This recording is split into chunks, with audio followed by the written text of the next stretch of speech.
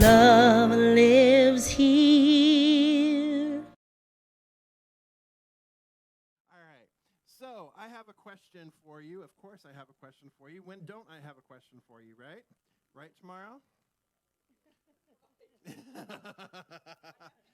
Yes, you have to answer it. All right. So here's a question for you to get us started. So, who has heard of the golden thread of truth? Who has heard of, sorry, let me back up. Wait. Coffee. This is why we do this in here now, right? So that I can have my coffee. All right. So, the golden rule. Who's heard of the golden rule? Pretty much everybody's hands going up. Yeah, kind of, sort of. Even Sasha's heard of the golden rule. Even our little ones have heard of the golden rule, right? Yep. All right. So, the golden rule says what? Do unto others as you would have them do unto you, right? Okay. So, how about hearing it in different languaging from different faiths around the world? All right? So the Baha'i say, lay not on any soul a load that you would not wish to be laid upon you, and desire not for anyone the things you would not desire for yourself. Buddhism says, treat others not in the ways that you yourself would find hurtful. Confucianism says one word which sums up the basis of all good conduct: loving kindness. Do not do to others what you do not want done to yourself. In Hinduism, this is the sum of duty. Do not do to others what would cause pain if done to you. In Islam, not one of you truly believes until you wish for others what you would wish for yourself. Jainism, one should treat all creatures in the world as one would like to be treated.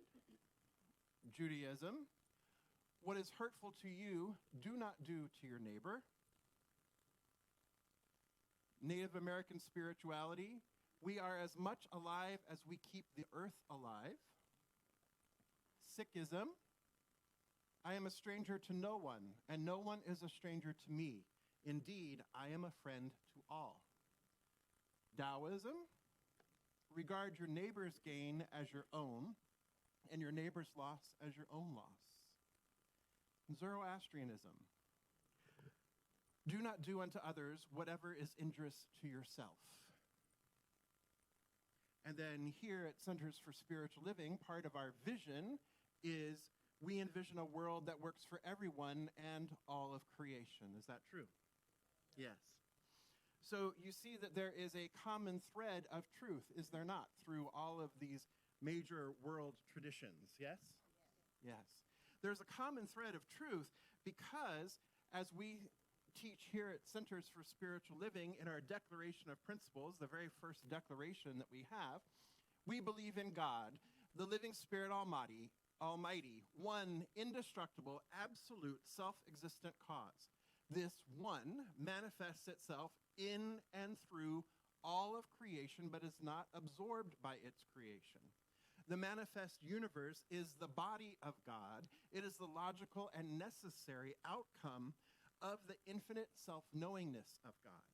We believe in the individualization of spirit in us, and that all people, including all life, are individualizations of this one spirit. Good? Good. All right. So, basically, what we say is that, as you just heard in the song, God is all there is. God is all there is. Now then, we can choose to use the word God, and for some people, they kind of like go, when they hear the word God, they start to twitch, right? When they hear the word God. I know I used to. I couldn't use the word God until I figured out what I understood about God to mean for me. It wasn't the old judgmental white guy in the sky pointing the finger, saying everything I did was wrong. Bzz, yeah. Bzz, yeah, there you go. Saying everything I did was wrong, right? That's not the God of my understanding. So what I came to understand is that God is a universal principle, and that there are many names for God, right? So we can call God the Tao, which is the way. We can call it universal principle. We can call it the unified field theory.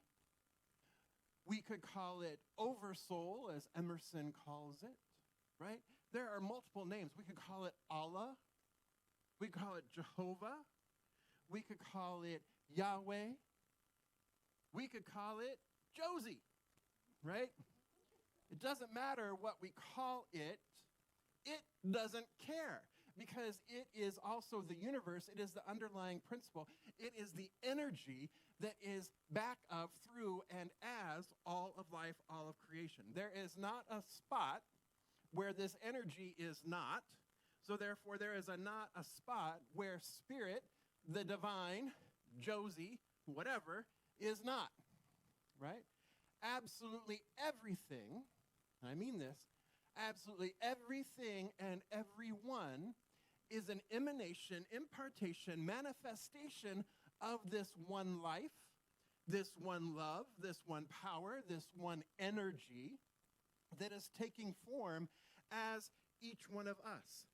That's taking form as the chair that you're sitting on, the table that you're at, the coffee you're drinking, and my homemade scones that you're eating. So, just saying, this too is God, right? Because it is all about the food, right, after all. So, everything in the universe is spirit in form. But as it says in our Declaration of Principles, but spirit is not absorbed by its form. Spirit is not absorbed by this one thing, meaning that the universe is not necessarily the totality of the divine. That the divine is both immanent, meaning being fully present right where we are in its totality. The spirit is within you in its totality, in, through, and as you. And it is also transcendent, meaning that it is beyond even what we know of as the physical universe. It's beyond, beyond, beyond. So it's both immanent and transcendent. So Centers for Spiritual Living practices a panentheistic, meaning that God is in, through, and as, and more than anything that we can see, and everything that we can see, and everything that we can't see. It's both and, because it is all that there is. It is the whole. And so the whole then is indivisible. We can't divide it. If the whole is indivisible, we can't divide it, there is no separation, then there is only this one. When we say there's only one, that means that there is only one. It is inseparable. You can't separate it out. You can't break it apart. It is the totality. It is the whole. It is the all in all. And so it can't be divided. So if it can't be divided, then good, God, the divine, spirit, love, whatever we want to call it, back to Josie, right? Whatever we want to call it, has to be all that there is. There cannot be a power or a presence that is opposed to God, because God is all there is. If God wasn't all there was, if spirit wasn't all there was, if there was another power that was somehow opposed to the infinite, then the infinite would not be, in fact, infinite. Right? The infinite would not be the totality. So therefore, my beloved, there is no devil. The devil made me do it. Yeah. No, there is no devil. There is no enemy. There is no other that we often hear in these times where we're, oh, the other made me do it. Because heaven forbid you should even say the word devil. Oh my gosh. Right? No, there is no other. There is no power that is evil in and of itself. What there is there is a misuse of the one power. There's a misuse of the one presence. There's a misuse of the one life. There's a misuse of love. And when there is a misuse, then there appears to be evil. But evil is not a power in and of itself. Thou shalt have no power over me unless it's given thee of God. Right? And so God, Spirit, is all that there is. And if God is all there is in the wholeness and the totality, then Spirit also has to be omnipotent, all-powerful, omniscient, all-knowing, and omnipresent, meaning everywhere present. There's not a spot where it could not be. It is all the omnis. It is the all in all. Yes? Allison's nodding her head, yes. I like that. So the mystics then taught, all of the mystics in throughout history, whether they be Christian mystics or Muslim mystics or Jewish mystics or Hindu mystics or Buddhist mystics, all of them have taught the same thing, that in order to know the divine, we must know the divine within ourselves. We must turn within and know the divine for ourselves. We can learn about the divine, but until we have a direct experience of the divine, we cannot really know the divine. Ernest Holmes said in The Science of Mind that if there is, when you, the only way you can know God or know Spirit is through the direct experience of it or your belief in somebody else's experience of it. That's really the only way that we can know the divine. I'm sharing with you my perspective, how Spirit shows up in my life, right? I'm sharing this with you. You are perhaps in agreement because you've studied or you've participated before as well. And so this is how Spirit is showing up for you in your life. And it's also how it's showing up for others, right? We learn from one another of what we accept to believe as true or what we discount, or not discount, but what we don't hold as true for ourselves. So we must know it for ourselves. And the way we know this is we court the divine. Hey, baby. Right? We court the divine. You read the back of the Science of Mind text, and Ernest has written a whole bunch of love letters to the divine. You read Rumi, you read Hafiz. These are love letters to the divine. You read the Song of Songs, right? Or the book of Solomon, right? Psalms too. But the Song of Songs, right? These are love letters to the divine, right? That all the mystics have shared, that there is this mystical experience. There is this what's called a numinous experience, a direct revelation, a direct impartation, a direct knowledge, or a direct feeling of the divine moving in, through, and as each one of them. And so the infinite then is personal to all who believe in the infinite. It becomes a very personal thing. That's why we can't separate Spirit from ourselves. We want to talk about a God out there. If we talk about a God out there, right? But then we're separating Spirit from ourselves. We need to understand that the Spirit is within us, living, moving, breathing, and having its being in, through, and as each one of us, and us as in through it as well, right? Then we have this unity. We have this cohesion. And this is understood by cultures around the world. Again, the Sikhs, Guru Nanak said, "I see no stranger. I only see friends." Buddha taught unending loving compassion. Jesus taught to love your neighbor. Muhammad taught to take in the orphan, right? Mirabai taught that love is limitless, that there is no limitation to love. In the Bantu language family group that is in Central, Eastern, and Southern Africa, there's the word Ubuntu. The word Ubuntu, this philosophy that comes from I am because you are, or I am because we are. There is an interdependence, an interrelatedness to all of life and interconnectedness, that we are inseparable from one another. In the Mayan tradition, they say that you are my other me. You are my other me. And also in the Hindu tradition, I am that. I am that. Meaning I am that I am. I am the totality. I am one with you. I am inseparable from you. I am inseparable from we are inseparable from each other. That we cannot ever be separated. That Spirit is showing up in, through, and as each one of us, that we cannot be separate from one another. That we are interdependent. That we are interrelated. And we have to work together. So, how does this apply in our lives, beloveds? This oneness, because that's really what we're talking about, right? You see the golden thread of truth that's been underlying all of this. There was the golden rule, right? Then there's also the golden thread of truth that we just shared through our oneness, our interdependence, that there is this oneness here. That's another golden thread of truth. The names for God, a golden thread of truth. There's these golden threads of truth that run through our lives. And there's this golden thread of truth that keeps us connected, that keeps us interrelated. Yes?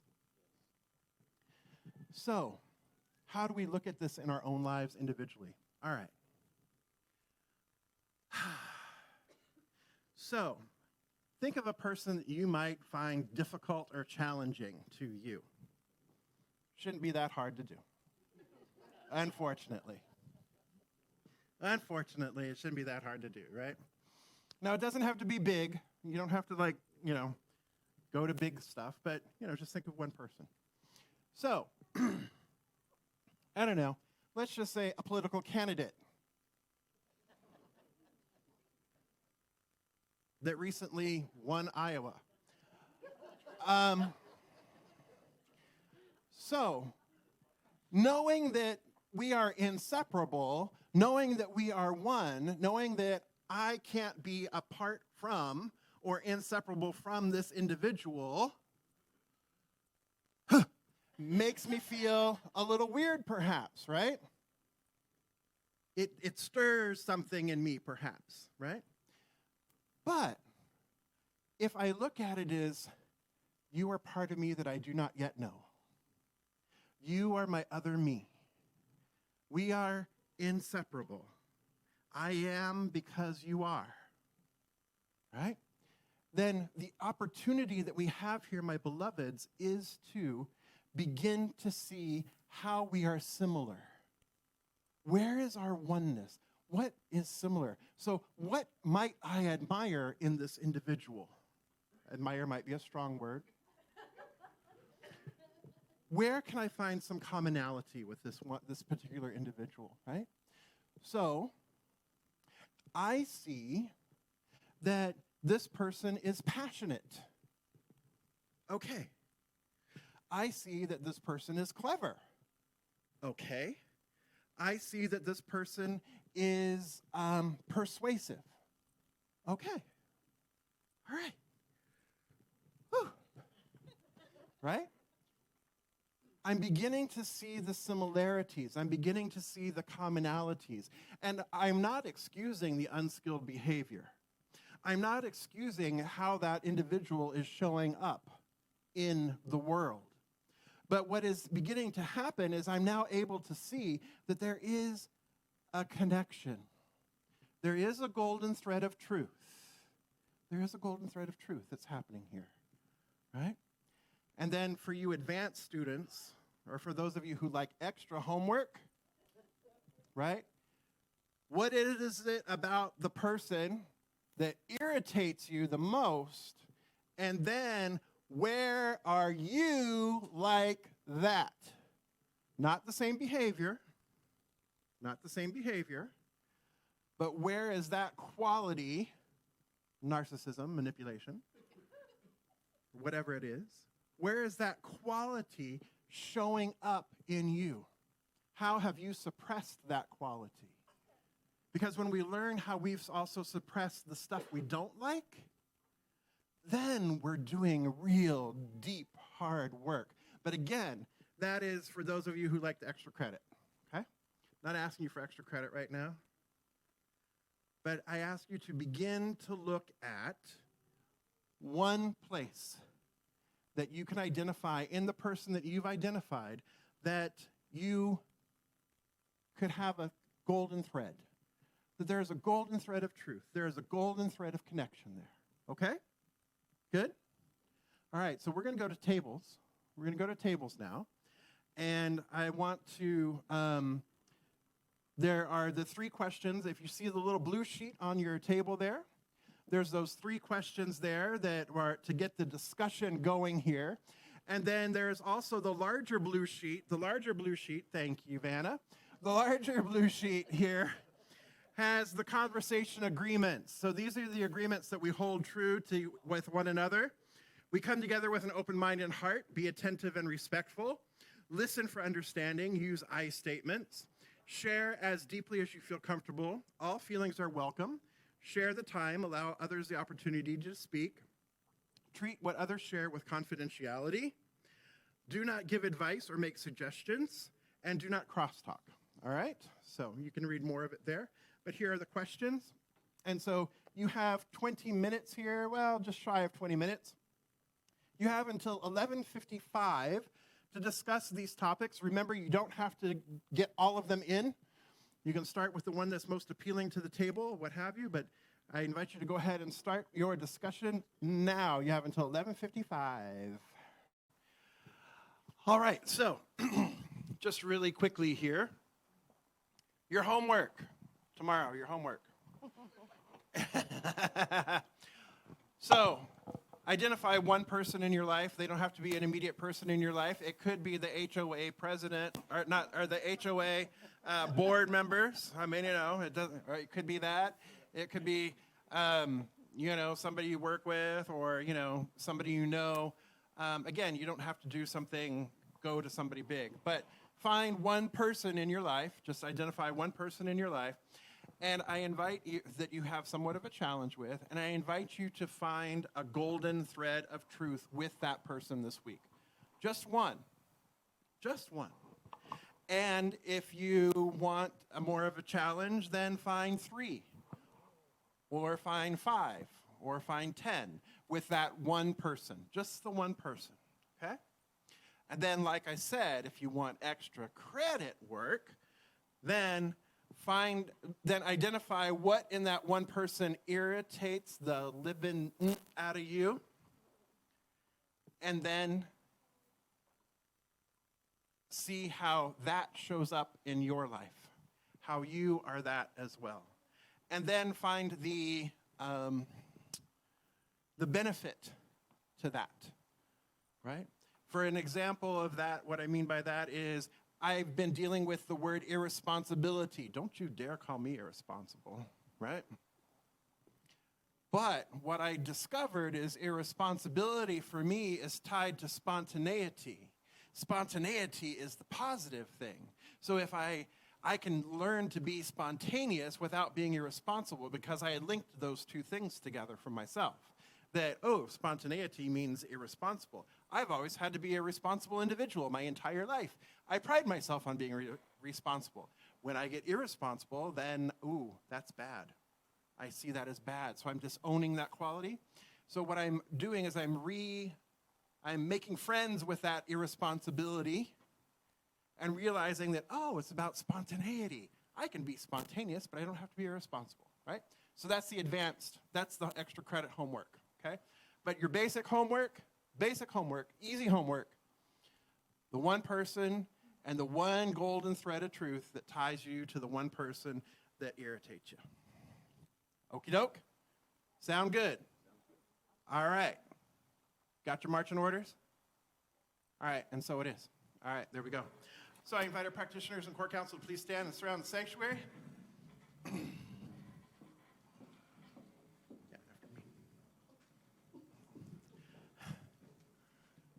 And core counsel, good. Everybody, all right, let's just come together in consciousness and let's pray together. All right, know this together.